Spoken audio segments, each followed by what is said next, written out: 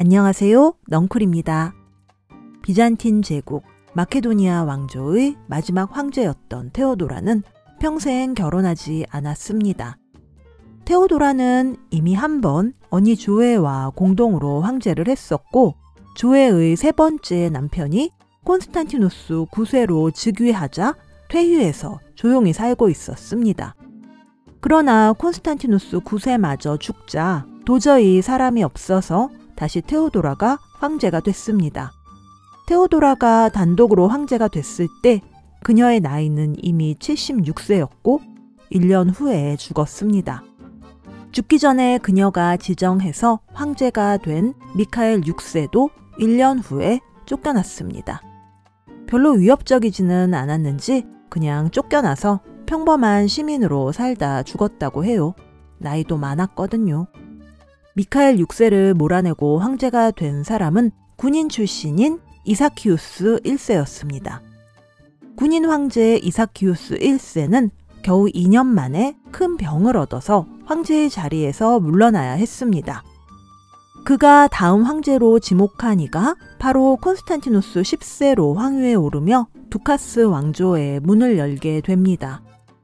이사키우스가 스스로 퇴위한 것, 그리고 콘스탄티누스 10세가 바로 즉위한 것이 자연스럽게 보이나요? 심지어 이사키우스 1세는 퇴위 후에 건강이 좋아진 후에도 수도사로 살다가 죽었다고 하는데 말이죠. 여기 크게 관여한 것으로 추측되는 사람이 있습니다. 그는 비잔틴 역사에서 꼭 언급되는 콘스탄티누스 10세의 버시자 스승이었던 미카엘 프셀루스입니다. 미카엘 프셀루스는 마케도니아 왕조의 테오도라 황제 때부터 제국의 중심에 있었습니다. 테오도라, 미카엘 6세, 이사키우스 1세, 콘스탄티누스 10세, 로마누스 4세, 미카엘 7세에 이르기까지 자주 황제가 바뀌던 격변의 현장에서 미카엘 프셀루스는 살아남았고 대부분 최고의 자리를 지켰습니다.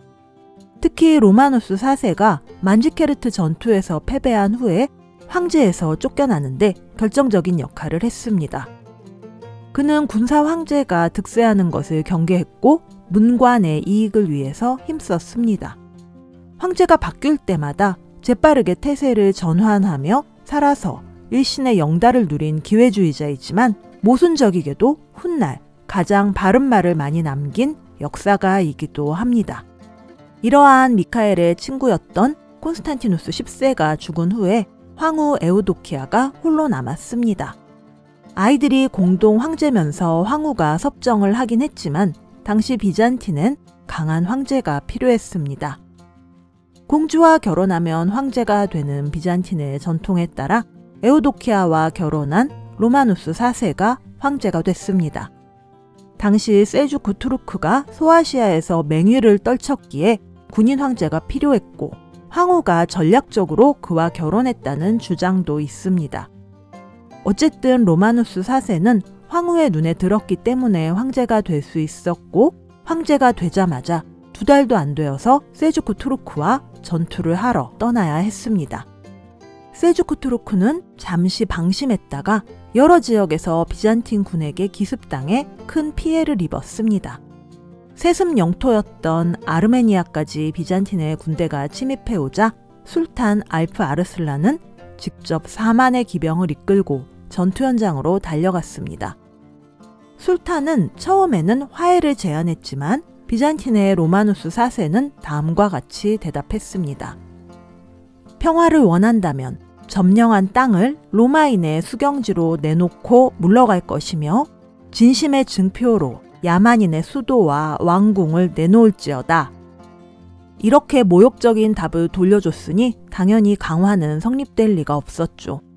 로마누스 4세의 병력은 알프 아르슬란보다 훨씬 많았습니다. 기록마다 숫자가 다르긴 하지만 최소 2배에서 최대 10배까지 많았다고 보고 있습니다. 그러나 비잔틴군은 황제에 대한 충성심이 전혀 없는 집단이었습니다. 일단 대부분이 용병이거나 근본 없는 황제를 우습게 보고 기회가 되면 그를 실각시키려는 귀족 군단이었거든요. 실제 전투가 시작되자 어떤 귀족은 자신의 군단을 독단적으로 퇴각시키면서 황제가 전사했다는 유언비어를 퍼뜨리기도 했습니다. 용병 부대는 지는 팀에 목숨을 걸지 않습니다. 전세가 기울기 시작하자마자 많은 용병이 반대편에 가담해 버렸습니다. 로마누스 4세가 아무리 용감한 장군이라 할지라도 이런 상황에서는 도망치는 수밖에 길이 없었겠죠. 허나 그는 너무도 용맹했기에 마지막까지 깃발을 버리지 않고 적에게 맞서 싸웠습니다. 마침내 주변의 충성스러운 부하들은 다 죽었고 말도 죽었고 그도 부상을 당했습니다. 옷도 장신구도 다 빼앗기고 부상까지 당한 로마누스 4세는 야만인과 하나도 다를 바 없었습니다. 알파 아르슬란은 로마누스 4세에게 어떤 대우를 받을 것 같은지 물었습니다.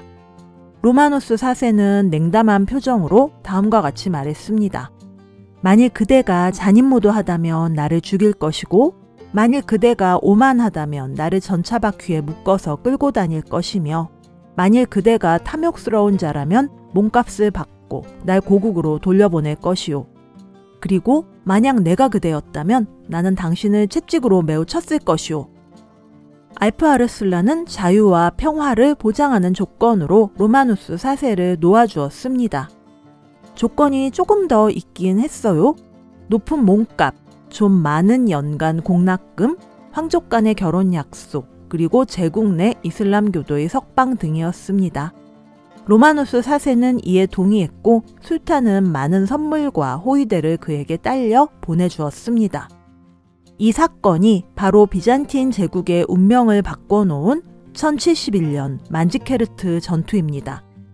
만지케르트 전투 이후 소아시아는 이제 더 이상 비잔틴 제국의 영토가 아니었습니다. 동서양의 중심이자 가교였던 제국의 동방에 대한 영향력도 금세 사라졌습니다. 에드워드 기번을 포함한 많은 이들이 만지케르트 전투의 패배가 동남아 제국 멸망의 시작이라고 보고 있습니다. 제국의 추락에 한몫했던 십자군 원정의 시작 또한 셀주크 투르크의 기세 때문이었으니까요.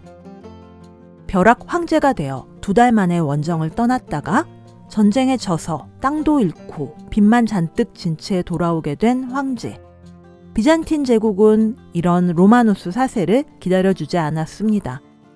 에우도키아는 수도원에 유폐됐고 원래 황제였던 그녀의 아들 미카엘 7세가 황위에 올랐습니다. 로마누스 4세는 이런 딱한 사정을 알파 아르슬란에게 고백하여 몸값을 일부 깎을 수 있었습니다.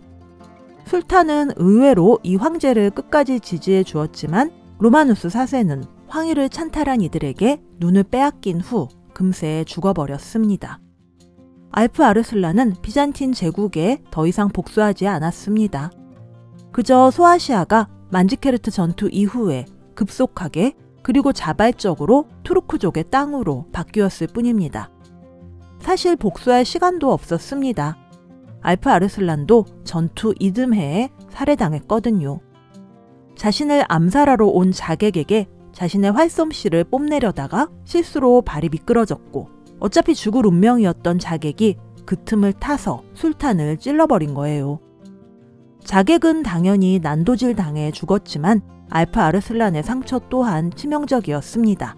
이 위대한 왕은 자신의 자만심 때문에 안타깝게 죽어가며 다음과 같은 말을 남겼다고 합니다. 난 젊은 시절 한 현자로부터 신 앞에 겸손해야 하며 자신의 힘을 과신하지 말고 아무리 하찮은 적이라도 절대 우습게 보아서는 안 된다는 충고를 들었다. 나는 이 교훈을 무시했기 때문에 마땅히 벌을 받게 된 것이다.